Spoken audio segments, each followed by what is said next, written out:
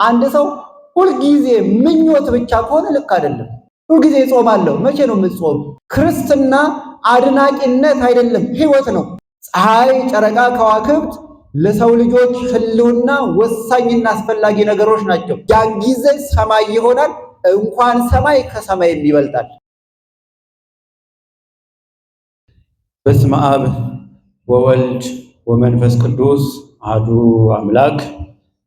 በባህሪው ሞት በመንግስቱ ሽረት የሌለበት ቅድመ ዓለም የነበረ ዛሬም ያለ ወደፊትም ዓለማትን አሳልፎ የሚኖር በአንድነቱ መከፈል በሦስትነቱ መጠቀለል የሌለበት ዘላለም ሥላሴ ቅዱስ እግዚአብሔር ሌሊቱን አሳልፎ በዚህ ቅዱስ ስፍራ ሰብስቦናልና ለአባቶቻችን አምላክ ለልዑል እግዚአብሔር ክብር ምስጋና ይግባው። አምላክን የወለደች የመላእክት እህት የደናግል የመነኮሳት መመኪያ የፀሐይ ጽድቃችን ምስራቅ የሕይወት እንጀራችን መሶብ እናታችን እመቤታችን ቅድስት ድንግል ማርያም ለእሷም ክብር ምስጋና ይግባት። ተወዳጁ መምህራችን መምህር ሞገስ የዚህ ካቴድራል ስብከተ ወንጌል ክፍል ኃላፊ፣ ክቡራን መምህራን ወንጌል አባቶቻችን ካህናት፣ ወንድሞች ዲያቆናት በዚህ ቅዱስ ስፍራ እግዚአብሔርን ለማመስገን ስሙን ለመቀደስ ቅዱስ ቃሉን ለመማር ከሩቅም ከቅርብም የመጣችሁ ምዕመናንና ምዕመናት አንድ አምላክ በሆነው በአብ በወልድ በመንፈስ ቅዱስ ስም እንደምን አደራችሁ? የምንማማርበት የትምህርታችን ርዕስ የሚሆነው ሰማይን መሆን ይቻለናል በሚል ርዕስ ይሆናል። ቃሉን የምናገኘው የቤተ ክርስቲያናችን መጽሐፍ ከሆነው ከቅዱስ ዮሐንስ አፈወርቅ ተግሳጽ 16ኛው ምዕራፍ ላይ ነው።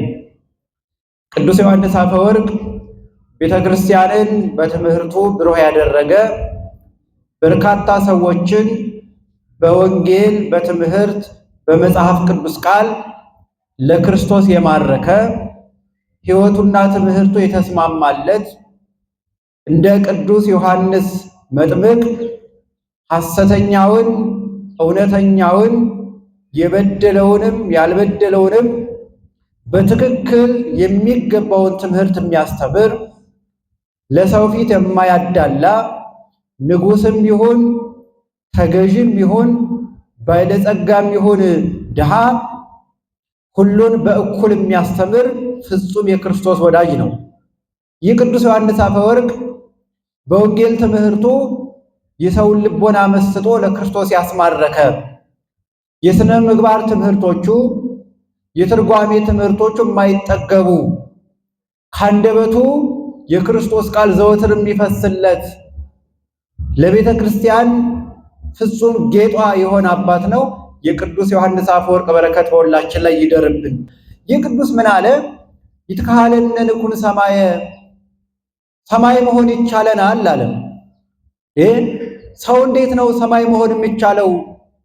እንዴት ብሎ ሰማይን መምሰል ይችላል ብለው ቢጠይቁት ወእብል ካይበ ይትካህለነ ንኩን ዘንሴኒም ሰማይ፣ እነሆ ዳግመኛ እላለው ከሰማይም መምለጥ ይቻለናል፣ ከሰማይም ከፍ ማለት ይቻለናል ይላል ቅዱሱ።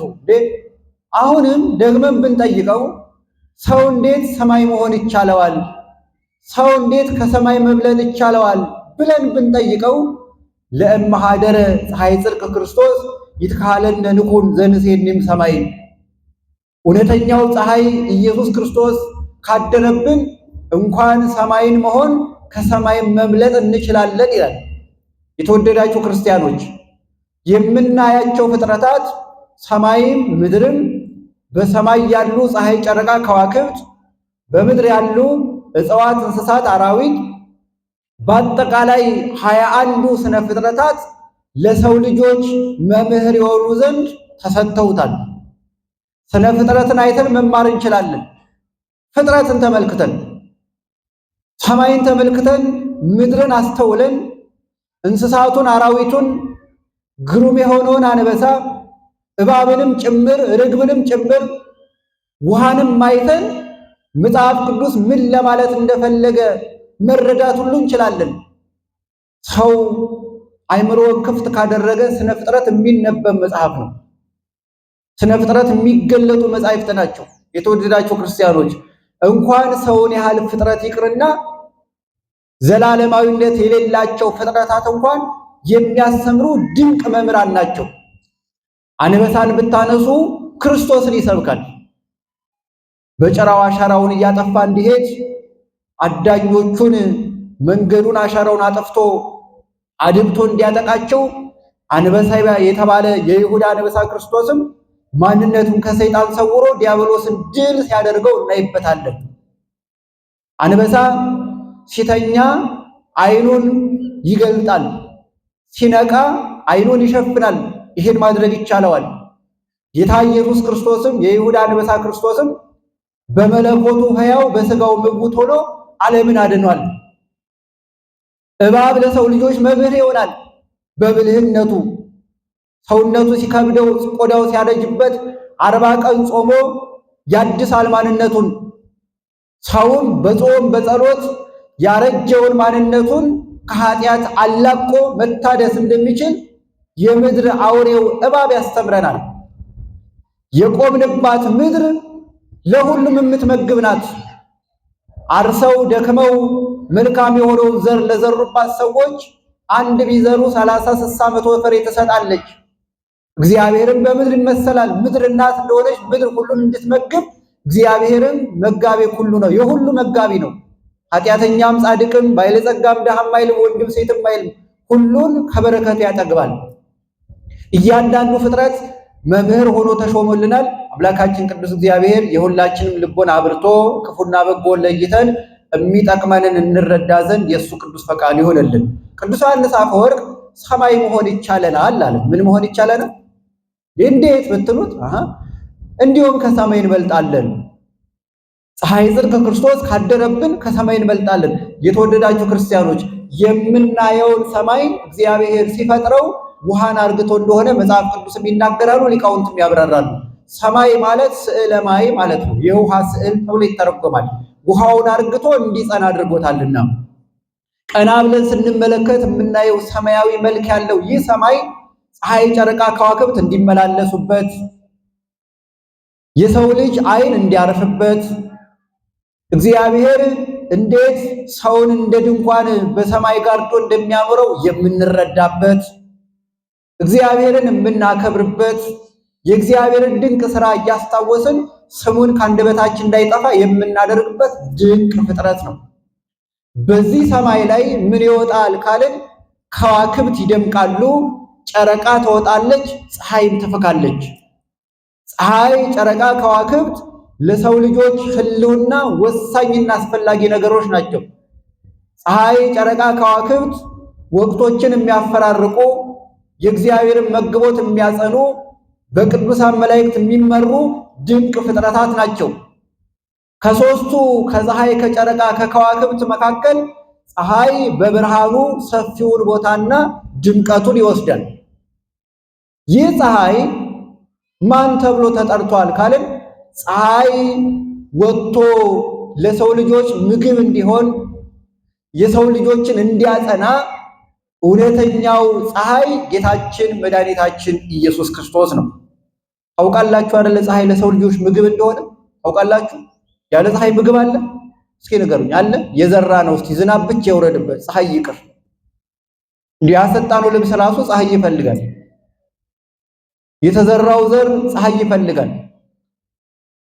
የሰው ልጅ የፀሐይ ብርሃንን ካላገኘ የቆዳ በሽታም ይይዘዋል። ይሄን ታው እናቶች ታውቃላችሁ፣ ልጆቻችሁን ታሞቃላችሁ በደንብ የጠዋት ፀሐይ በተለይ ለሰው ልጆች ምግብ ነው።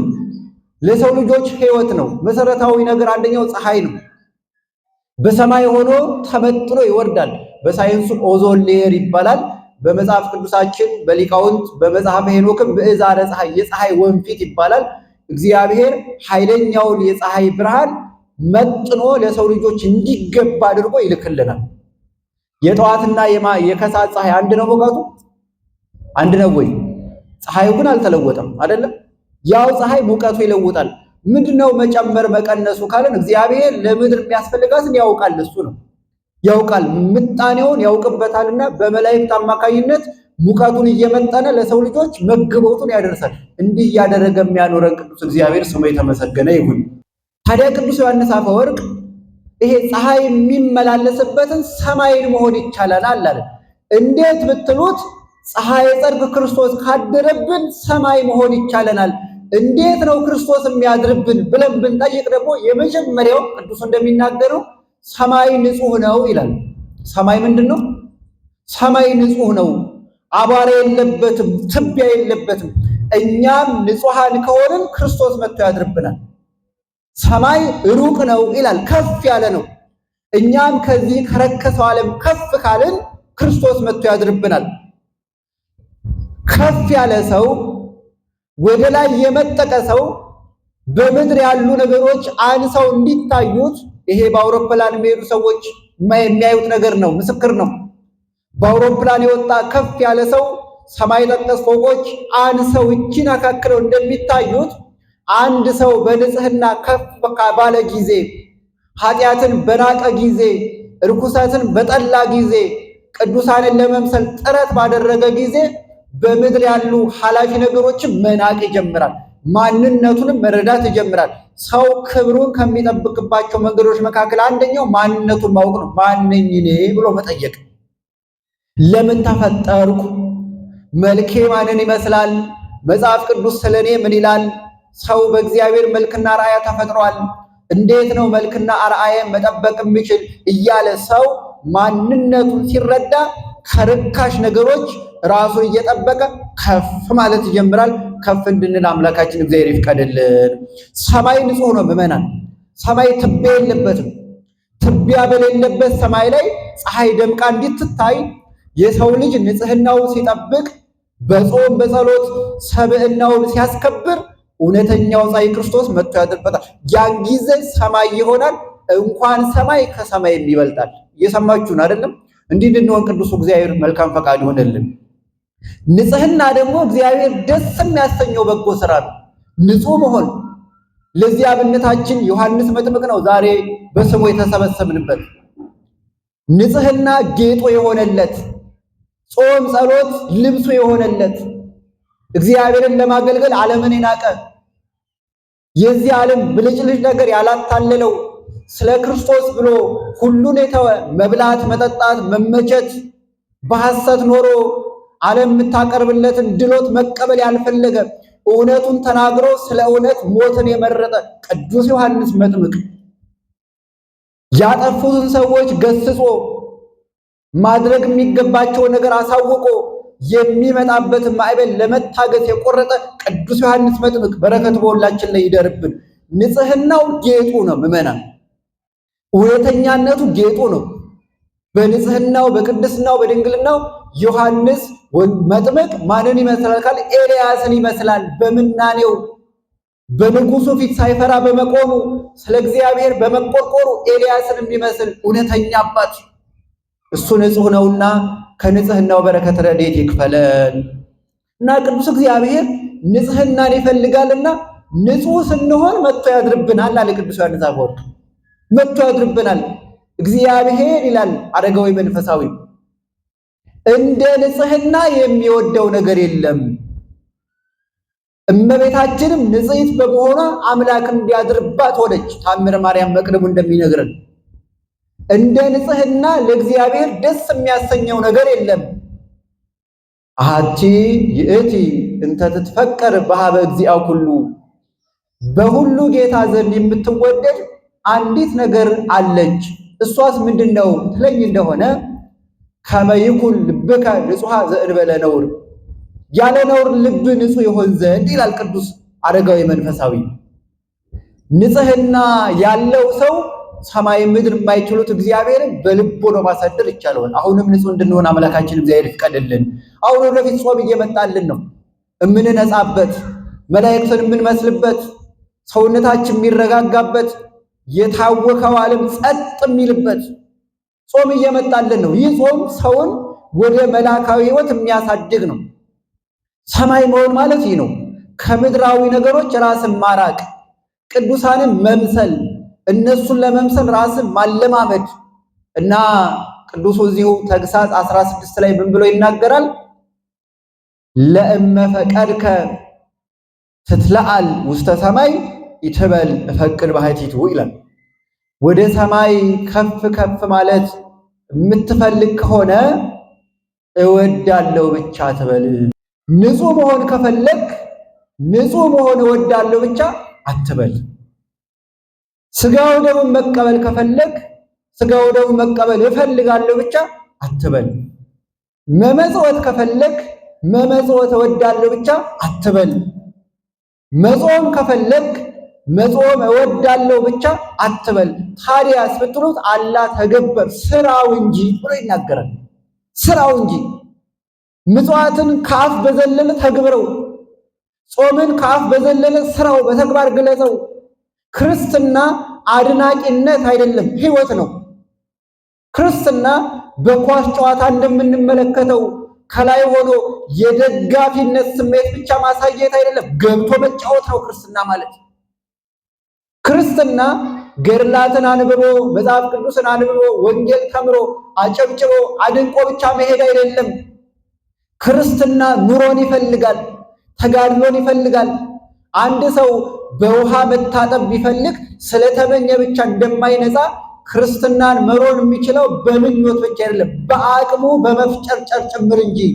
ቅዱስ ጳውሎስ በአንደኛ ጢሞቴዎስ ምዕራፍ 4 ቁጥር 7 ላይ ልጁ ጢሞቴዎስን ምን ብሎ ያስተምረዋል?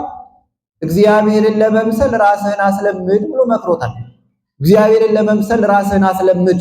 ክርስትና የልምምድ ሕይወት ስለሆነ ዛሬ ወደቅን፣ ነገ መነሳት፣ ነገም ደግመን ወደቅን፣ ድጋሜ መነሳት፣ ደግሞ ድጋሜ ውድቀት አጋጠመን፣ አሁንም መነሳት።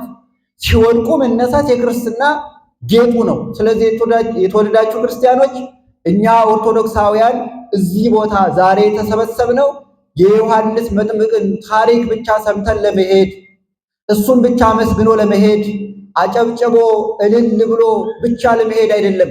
ዮሐንስ መጥምቅን በሕይወት ለመምሰል ጥረት እንድናደርግ ነው እንጂ እሱን ለመምሰል አምላካችን እግዚአብሔር ይፍቀድልን። ሰማይ ከፍ እንዳለ ከፍታ ማለት ነው። የማትጾሙ እንድትጾሙ፣ የማትመጸውቱ እንድትመጸውቱ፣ በጎነት የሌላችሁ በጎነት እንዲኖራችሁ ቤተክርስቲያን እንድንለማመድ ሁልጊዜ ታስተምረናለች። ከፍ ያሉ ሰዎች ካሉበት ቦታ ለመድረስ ጥረት እንድናደርግ እያንዳንዱ ቅዱስ አንድ የኔ የሚለው አብነት ያስፈልገዋል። ለምሳሌ ገድላትን ስናነብ የጻድቁ አቡነ ተክለ ሃይማኖት እናትና አባት የሚዘክሩት ቅዱስ ሚካኤልን ነው። ዘወትር ይማጸኑታል፣ በጸሎት ውስጥም ይጠብቃቸዋል። ክፉ ደርሶባቸው ከብዙ ነገር ታድጓቸዋል። አቡነ ገብረ መንፈስ ቅዱስ ሚካኤልና ቅዱስ ገብርኤል አይለዩአቸውም ነበረ። ሌሎችን ጻድቃን ሰማዕታት ብትመለከቱት አብነት የሚያደርጓቸው ቅዱሳን አሉ። ለምሳሌ ቅዱስ ዮሐንስ አፈወርቅም አብነት የሚያደርገው ቅዱስ ጳውሎስን ነው። ሕይወቱን ለመምሰል ሁልጊዜ ጥረት ያደርጋል። እና የተወደዳችሁ ክርስቲያኖች፣ ክርስትና ማለት ወደ ሰማይ ከፍ ማለት፣ ክርስትና ማለት በሃይማኖት በምግባር ማጌጥ፣ ክርስትና ማለት ቅዱሳንን መምሰል ነውና በሕይወታችን እነሱን ለመምሰል እንጥር ዘንድ አምላካችን እግዚአብሔር ለሁላችንም ብርታቱን ያድለን። ምኞት ብቻ ልክ አይደለም ምዕመናን፣ ምኞት ብቻውን። እስቲ አንድ ሰው አንዲት ሴት አረገዘች እንበል። ስንት ወር ነው የምታረግዝ? ነገር እንጂ 9 አይደል? 10 ቢሆንስ ምን ትላላችሁ? ወዴት ነው የምትልኳት? ምንም የለም። ወደ 10ኛ ወር እየተጠጋ ወዴት ነው የምትልኳት? ወደ ሐኪም ቤት ነው እንጂ ያረ ወሩ አለፈ፣ ይሄ ነገር የሰላም አይመስልም፣ መታከም አለባት። ምክንያቱም የፅንስ ጊዜ ይታወቃል፣ 9 ወር ነውና ከዛ ይበልጥም አያንስም። ከዛ በታችም ችግር ነው፣ ከዛ በላይም ችግር ነው። ወደ ሕክምና እንድንሄድ ያስገድዳል። ልክ እንደዚህ አንድ ሰው ሁልጊዜ ምኞት ብቻ ከሆነ ልክ አይደለም። ምኞት ብቻ ከሆነ ልክ አይደለም። ሁልጊዜ እጾማለሁ፣ መቼ ነው የምትጾም? ሁልጊዜ እቆርባለሁ፣ መቼ ነው የምትቆርብ?